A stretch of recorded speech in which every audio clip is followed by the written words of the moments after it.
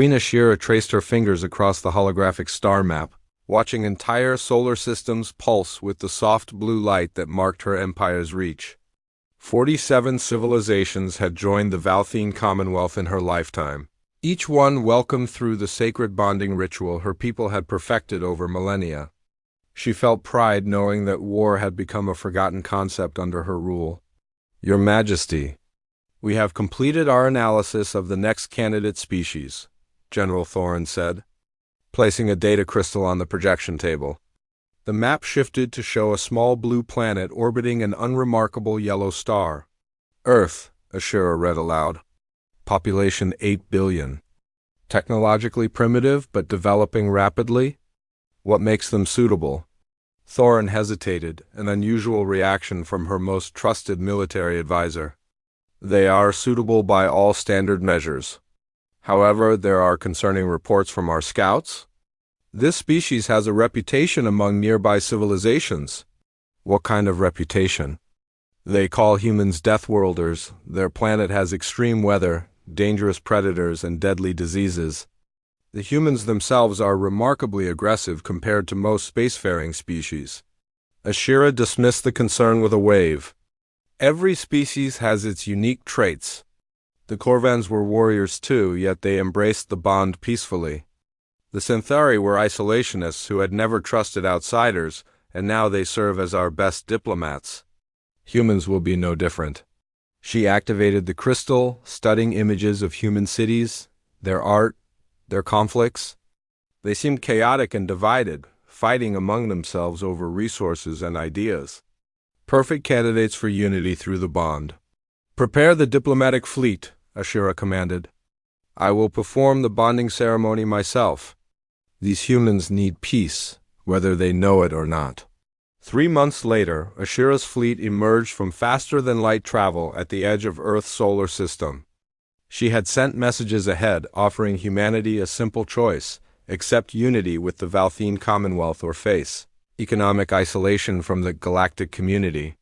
It was not quite a threat, but every species understood the implications. Earth's governments responded with surprising speed. Within weeks, representatives from every major nation gathered at a hastily constructed meeting facility in Geneva. Ashira attended the negotiations personally, her appearance carefully designed to seem non-threatening. She stood only slightly taller than the average human, her silver skin and luminous eyes exotic, but not frightening. "We have studied your offer carefully," the lead human negotiator said. His name was Ambassador Rodriguez, and unlike many species Ashira had encountered, he met her gaze directly without fear. "You claim this bonding process is reversible and causes no harm." "That is correct," Ashira replied. "The bond creates understanding and unity. Those joined to the Commonwealth feel connected to something greater than themselves. Crime disappears. War becomes unthinkable. Your people will know peace for the first time in your history. And our independence? You will govern yourselves as you see fit, guided by the wisdom of the collective. No Valthene soldiers will occupy your world. No laws will be imposed from outside. You will simply understand, deep in your hearts, that cooperation serves everyone better than conflict." The negotiations continued for weeks. Ashira allowed volunteers to experience temporary bonds, carefully controlled connections that lasted only hours. These volunteers returned speaking of profound peace and belonging. The report swayed public opinion, though significant resistance remained. Finally, Earth's governments agreed. They would hold the bonding ceremony in stages, beginning with world leaders and expanding to the general population over several months. Ashira accepted this compromise, confident that once the leaders experienced the bond, they would eagerly help spread it to their people. The day of the first ceremony arrived with massive global media coverage. Ashira stood in a plaza surrounded by representatives from every nation, billions watching through cameras and screens. She had performed this ritual dozens of times before, but never for a species so populous or so watched. "The process is simple," she explained to the assembled leaders. "I will open my consciousness to yours. You will feel my presence, my intentions, my desire for peace. Then you will open yourselves in return, and we will be connected. Through you, the connection will spread naturally to your populations, like ripples in water. She began the ritual, extending her psychic awareness outward. The human minds felt different than other species, sharper somehow, more distinct. She touched the first consciousness, then the second, building a network of connection. The leaders gasped as they felt her presence, their faces showing the expected wonder and peace. Then Ashira reached deeper, extending the bond beyond the plaza to the cities surrounding it, then to entire continents. Her power, honed over a lifetime of practice, stretched across the planet like invisible threads. She felt millions of minds, then hundreds of millions, then billions, and that was when everything went wrong. Other species had collective consciousness, a natural tendency toward unified thinking. Humans had nothing of the sort. Each mind was aggressively individual, fiercely independent, burning with unique experiences and emotions. Ashira had expected to guide 8 billion minds toward harmony. Instead, 8 billion distinct voices crashed into her consciousness simultaneously, a mother's grief for her lost child, a soldier's trauma from war, a scientist's joy at discovery, a child's fear of the dark. 8 billion lives, 8 billion stories, 8 billion individual worlds of experience flooded through the bond she had created. Ashira tried to pull back, to sever the connection, but the ritual was designed to be permanent. She had crafted bonds that could not be easily broken, never imagining she would want to break one. The psychic weight of humanity crushed down on her mind like an ocean of emotion. She felt her legs collapse, heard her advisors shouting, sensed the human leaders reaching toward her with concern rather than hostility. Through the chaos of 8 billion connections, one thought managed to form in her overwhelmed mind.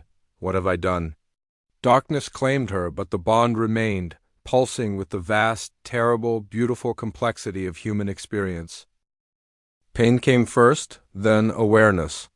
Ashira opened her eyes to find herself in a white room filled with strange equipment. The bond hummed in her mind like a billion voices speaking at once, never stopping, never quiet. She tried to push the noise away, but it refused to leave. Your Majesty, thank God you are awake. General Thorin stood beside her bed, his expression tight with worry.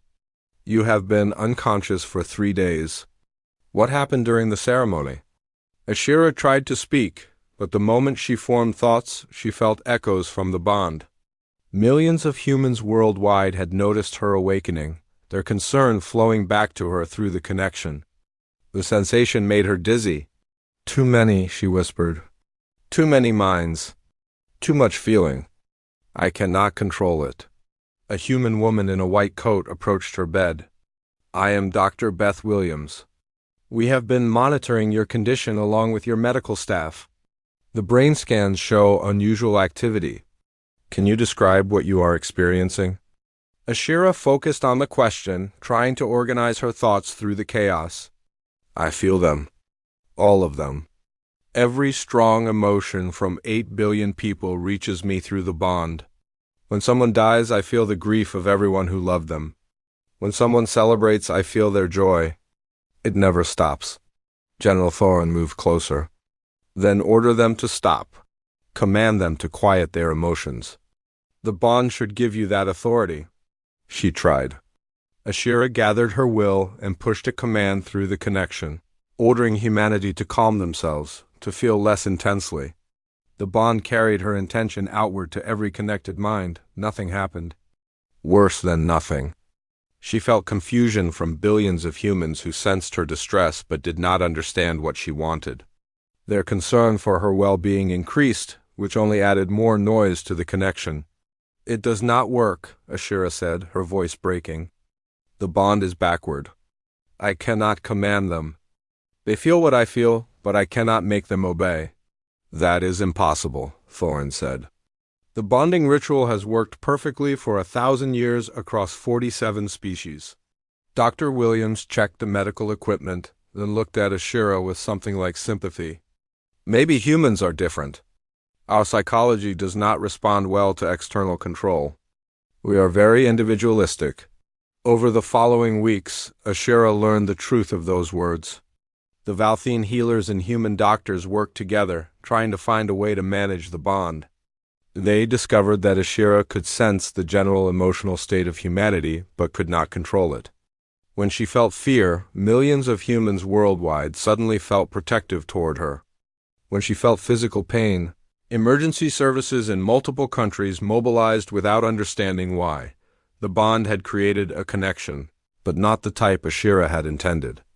Instead of humanity serving her will, she had become a receiver for human experience, and they had become sensitive to her suffering. Dr. Williams spent long hours with Ashira, helping her develop techniques to filter the worst of the emotional noise. The doctor worked night shifts to stay with her, bringing coffee and conversation during the difficult hours when Ashira felt most overwhelmed. "Why do you do this?" Ashira asked one night. "I tried to conquer your world. I failed, but the intention was real.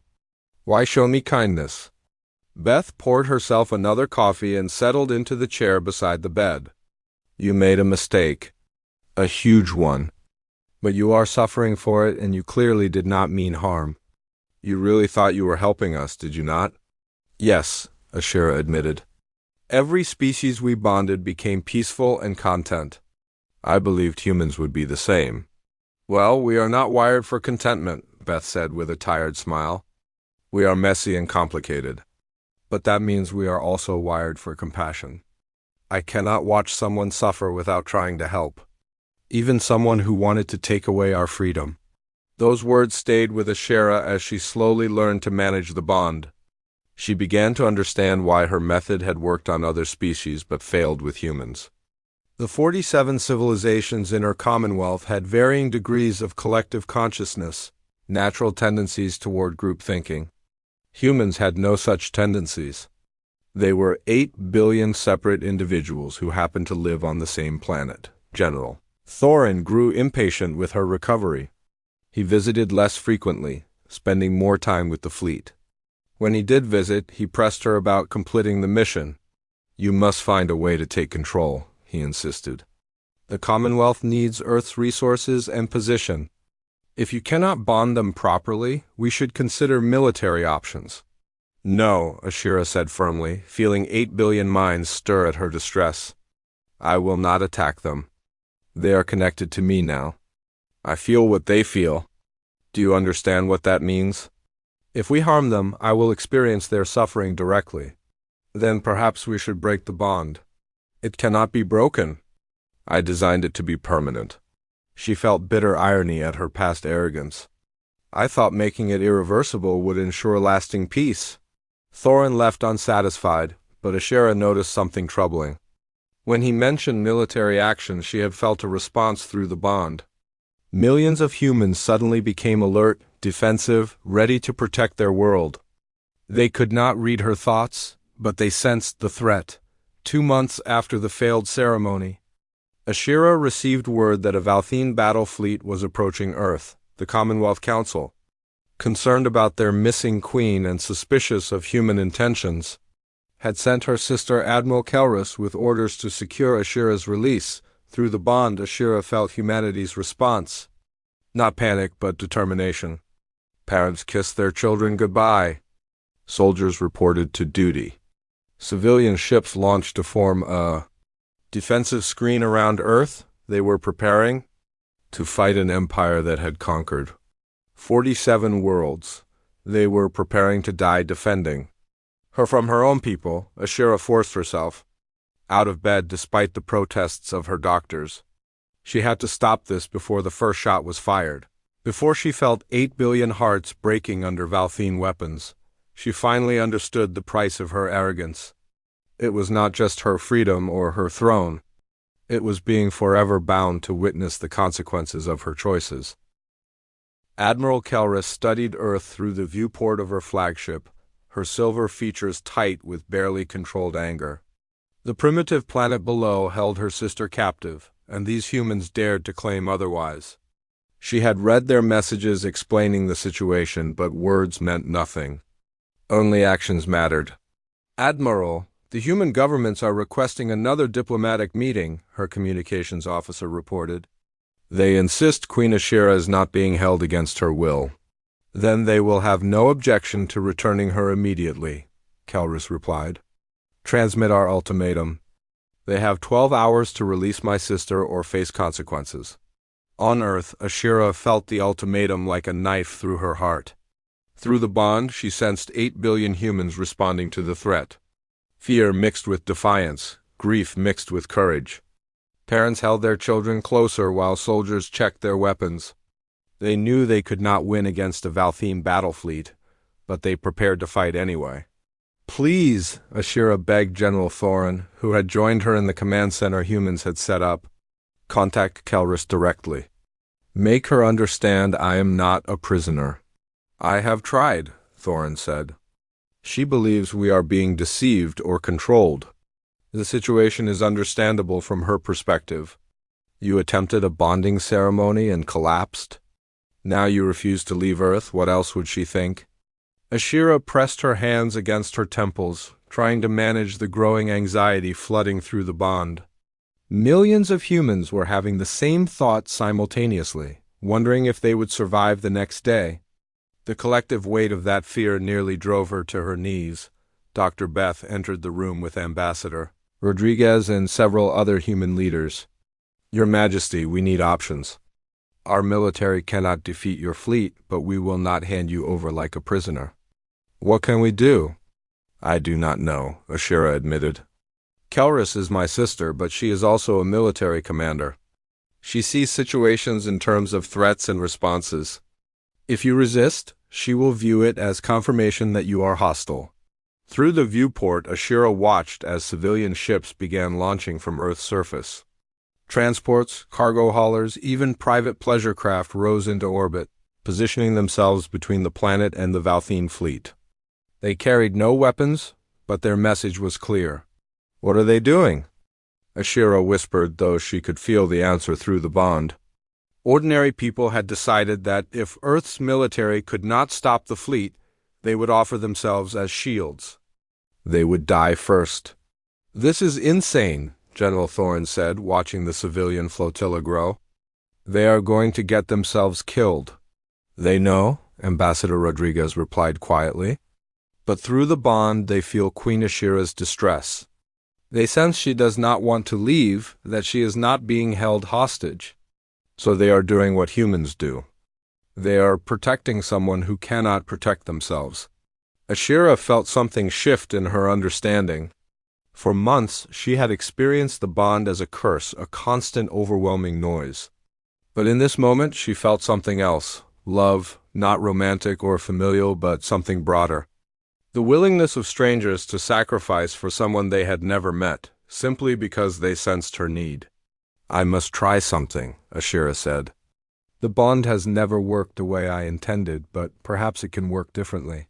She closed her eyes and stopped fighting against the connection.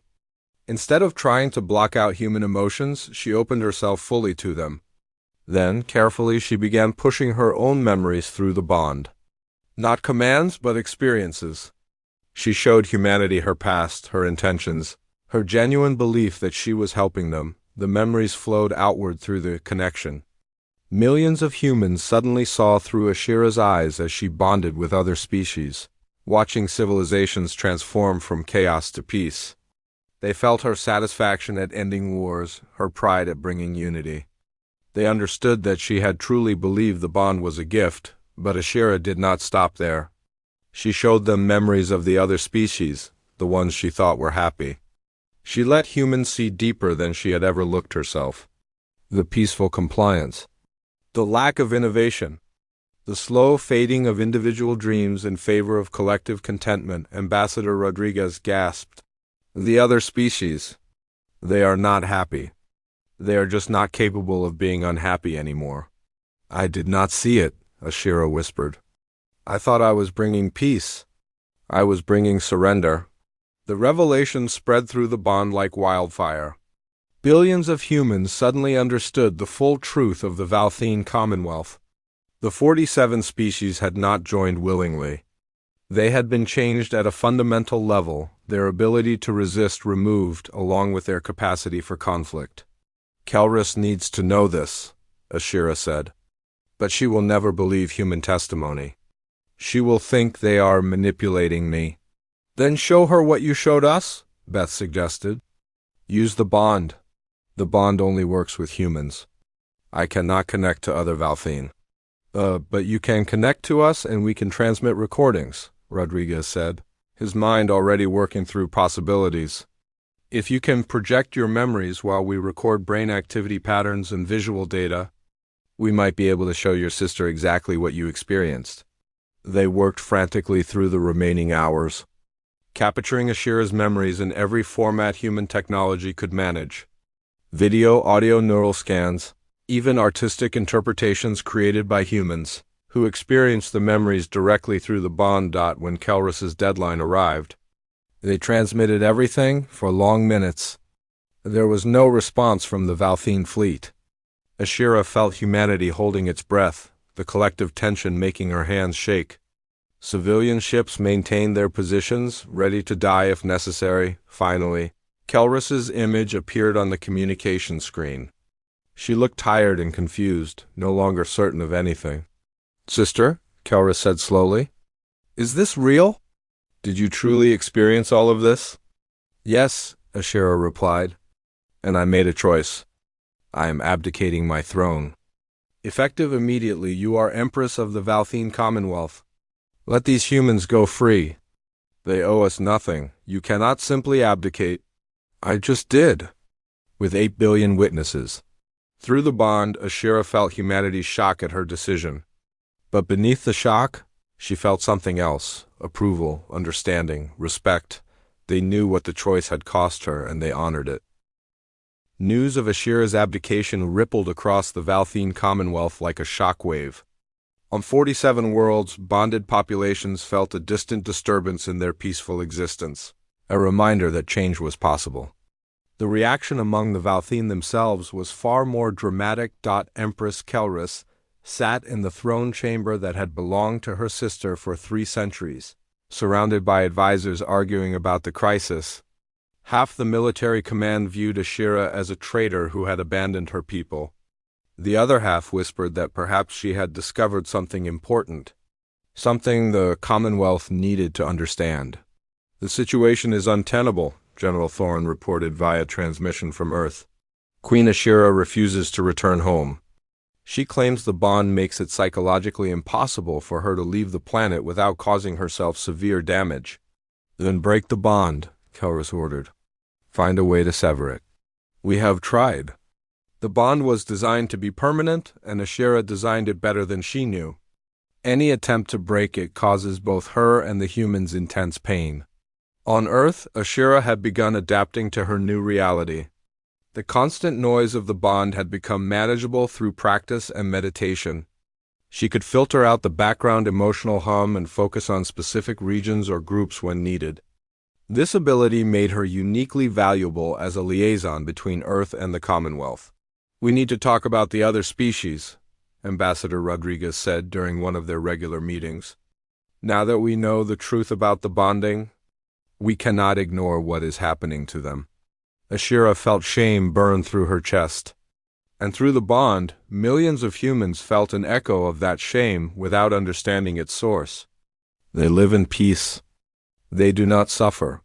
They do not live," Rodriguez countered. "They exist. There is a difference." The accusation stung because Ashira knew it was true. She had spent months connected to humanity, experiencing their chaos and creativity, their conflicts and compassion. She had felt what it meant to be truly alive, truly individual. The bonded species had none of that vitality. "What would you have me do?" Ashira asked. "I no longer have the authority to change Commonwealth policy." "You have something more valuable than authority," Beth said, joining the conversation. "You have experience. You know what real connection looks like now? Share that knowledge." Ashira began writing. She documented everything she had learned through the bond, describing human nature in ways that Valthine scholars had never considered. She explained how humanity's fierce individualism led to both conflict and innovation, how their capacity for suffering enabled their capacity for joy. More importantly, she started advocating for the other species. Using her position as the former queen, she sent messages throughout the Commonwealth, suggesting that bonded populations should have the choice to maintain or break their connections. The messages were controversial, but they were legal. She was still Valthene nobility, even without a throne, 3 months after her abdication. Representatives from the Torvan species made contact with Earth. The Torvans had been bonded to the Commonwealth for 200 years, but they possessed natural resistance to psychic influence. They had never been completely absorbed. "We heard about what happened here," the Torvan ambassador said through a translation device. "We heard that humans resisted the bond. We wanted to know how." Ashira met with the Torvan delegation personally, feeling human curiosity flowing through the bond. People worldwide were paying attention to this meeting, understanding that it might change the galaxy. Humans did not resist, Ashira explained. They simply were themselves. Their minds worked differently than other species. When I tried to create unity, I created something else. A connection without control. Could this work for other species? I do not know. Perhaps some. But even if it could, would you want it? The bond with humanity is not easy.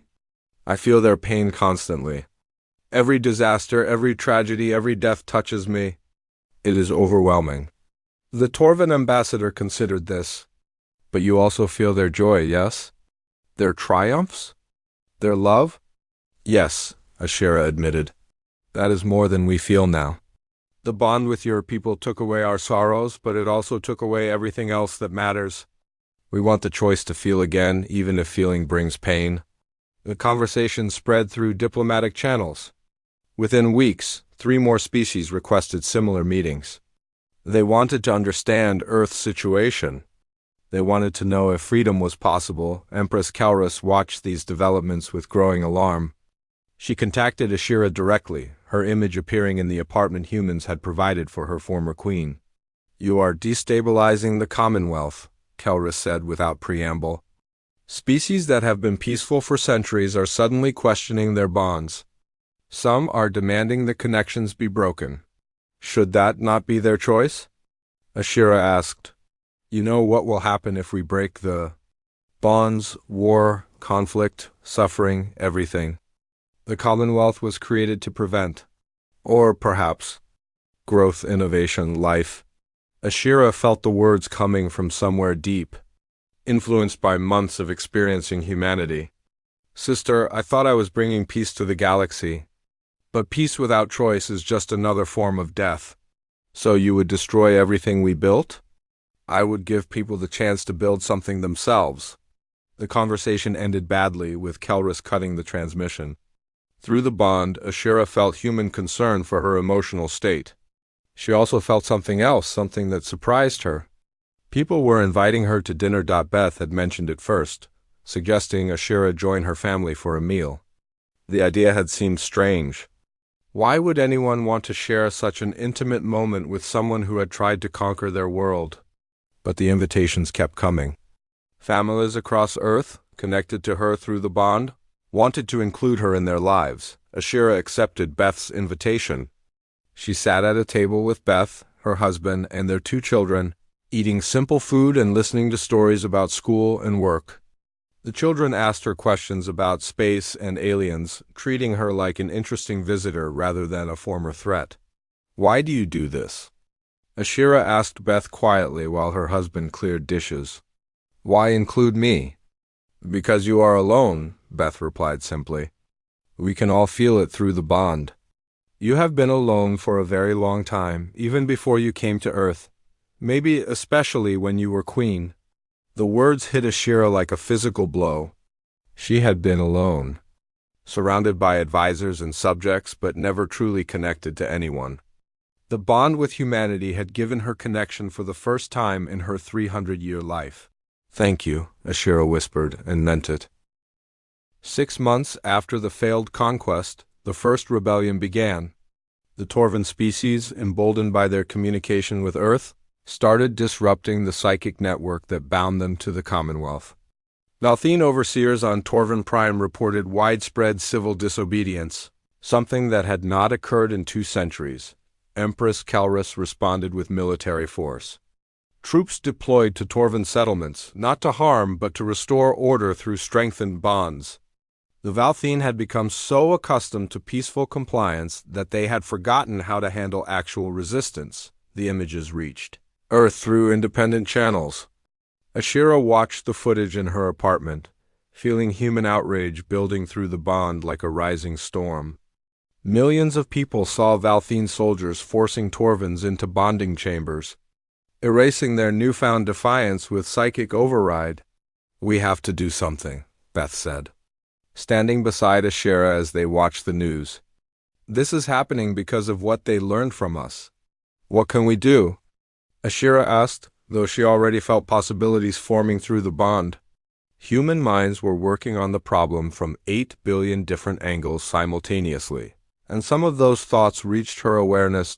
A man named David Chun requested a meeting the next day. He was not a government official or a military leader. His background was in community organizing, helping groups of people coordinate action. Through the bond, Ashira had noticed his thoughts before because they carried unusual clarity. "I have been studying how the bond works," David explained, spreading diagrams across Ashira's table. "You cannot command humans through it, but information flows both ways. You feel what we feel. We sense what you experience. That is a communication channel. I do not understand how this helps the Torvans." "You know how the Commonwealth's bonding system works," David continued. "You designed much of it. What if we use that knowledge to help other species weaken their bonds? Not break them completely, just create enough interference to give them choice." Ambassador Rodriguez joined the meeting, bringing technical experts and xenopsychologists. Together with Ashira, they began developing what they called the Liberation Network.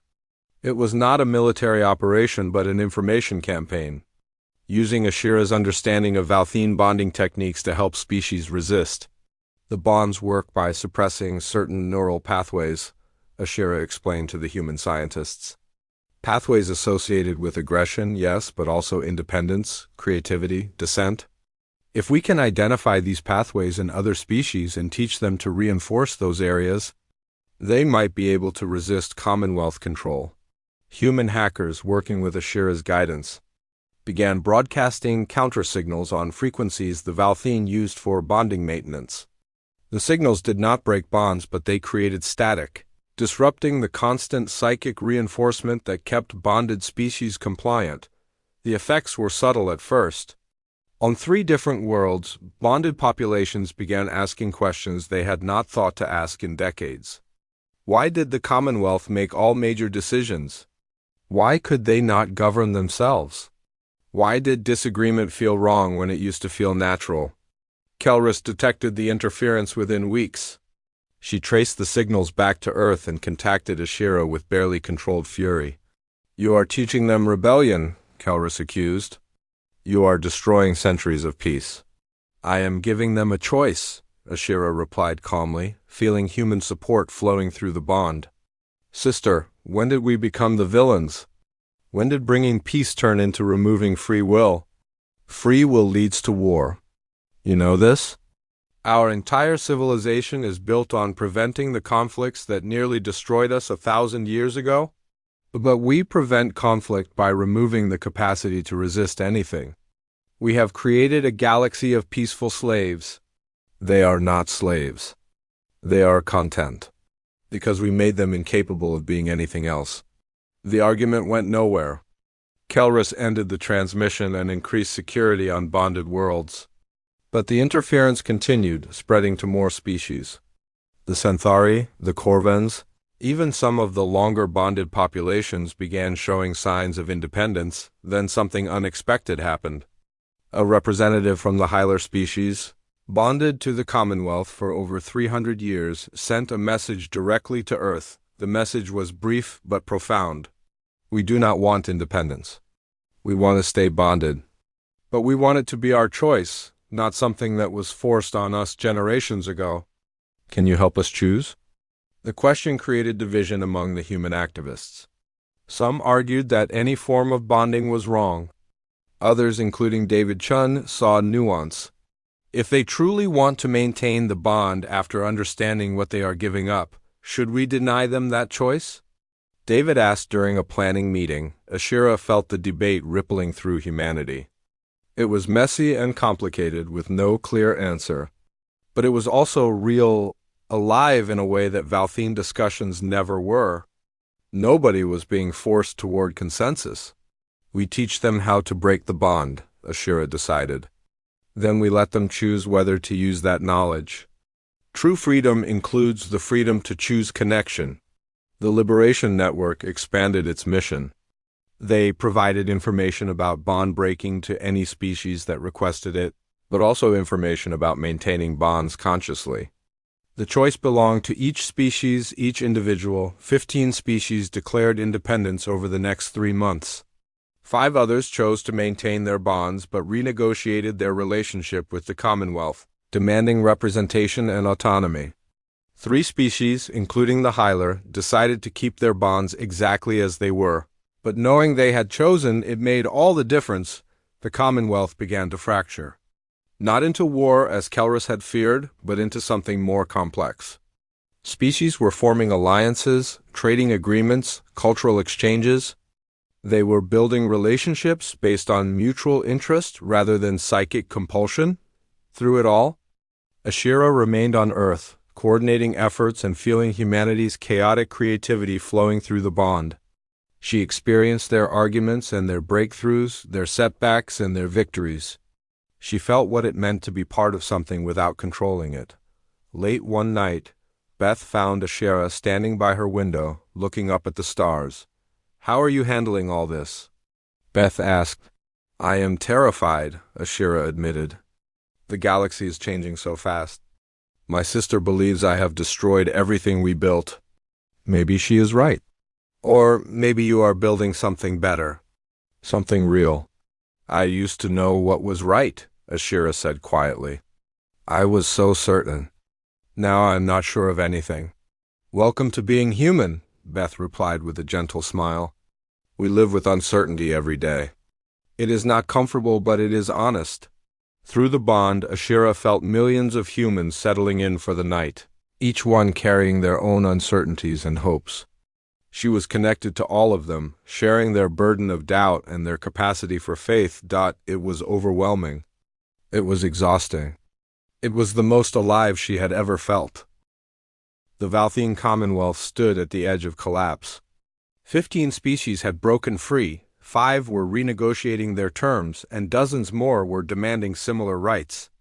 Empress Kelrus faced a choice that would define the future of the galaxy. The message arrived through official channels, transmitted with full ceremonial protocols. Kelrus requested a meeting on neutral ground to discuss the future. She suggested Earth as the location, acknowledging humanity's role in the changing situation. Ashira felt global anticipation through the bond when she shared the news. Humans understood the significance. This meeting could lead to peace or war, reformation or destruction. The weight of that possibility pressed against her consciousness through 8 billion connected minds. "Will you meet with her?" Ambassador Rodriguez asked. "I must," Ashira replied. "She is my sister, and she is afraid. I can help her understand, even if she never forgives me for what I started." Earth prepared to host the most important diplomatic gathering in its history. Representatives from all 47 Commonwealth species were invited, including those who had broken their bonds and those who maintained them.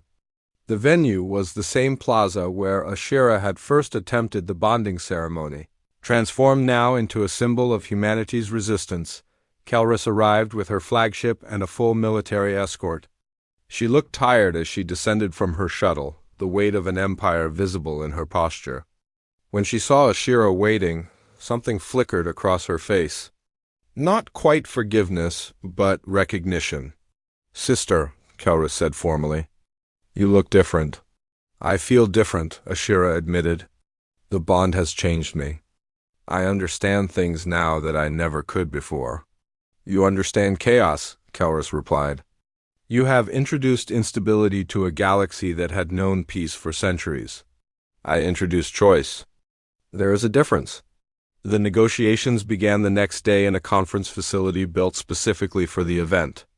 Representatives from every species sat in a circular chamber designed to ensure no position was more prominent than others. The humans had insisted on this arrangement, rejecting the hierarchical layouts common in Commonwealth architecture. The first week nearly ended in disaster. Species that had broken free demanded reparations for lost centuries. Those still bonded argued for stability.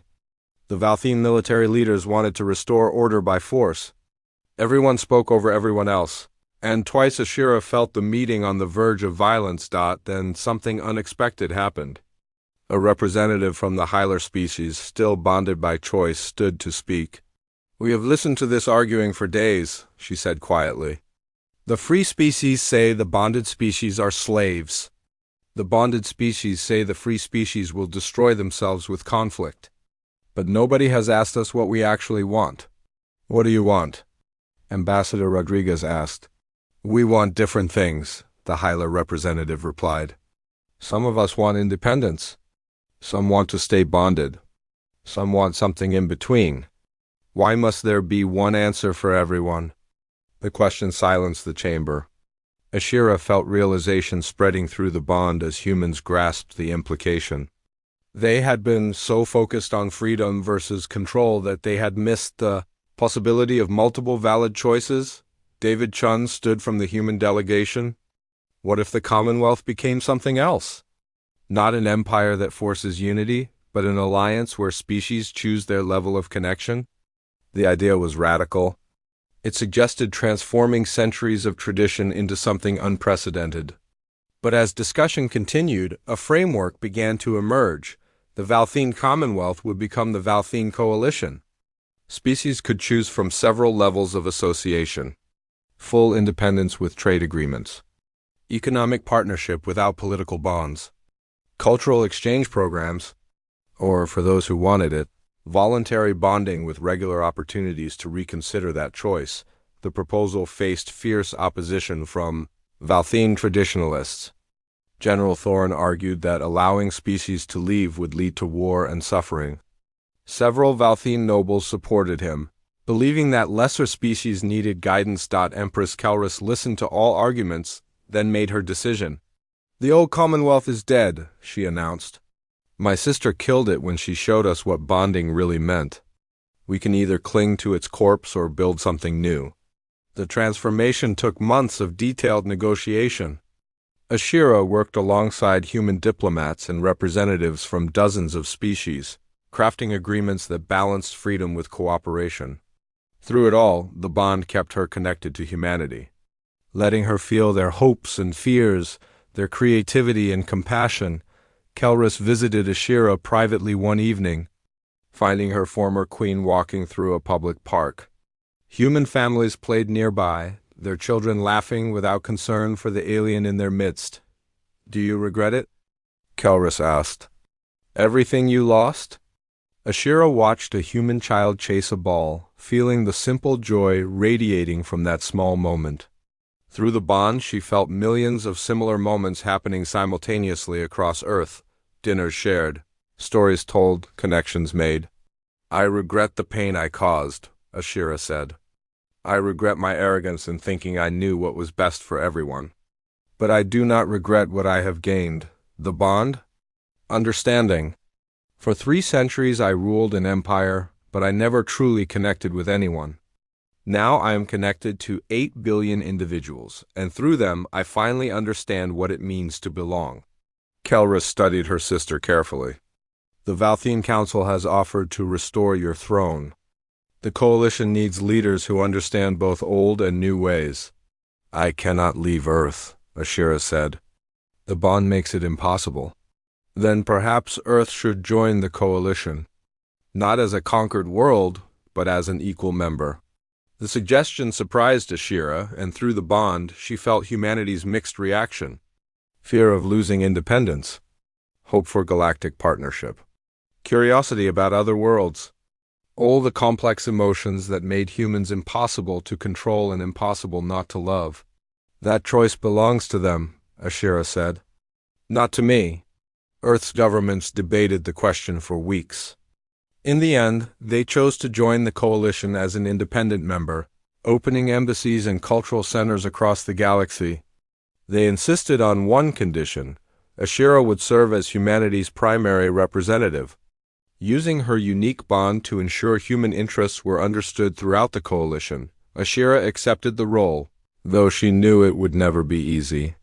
The bond remained overwhelming at times, connecting her to billions of chaotic, creative, impossible humans.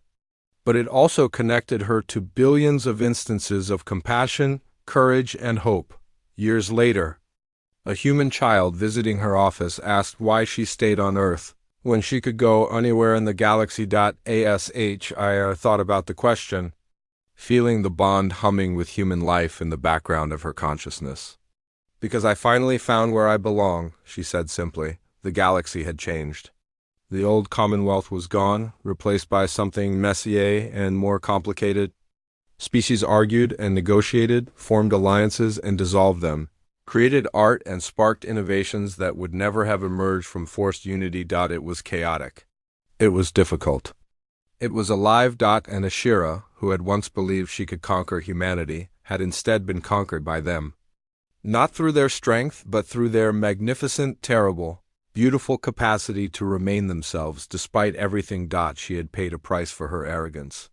She had lost her throne, her certainty, her comfortable isolation. In return, she had gained something far more valuable. She had gained the right to be part of something real,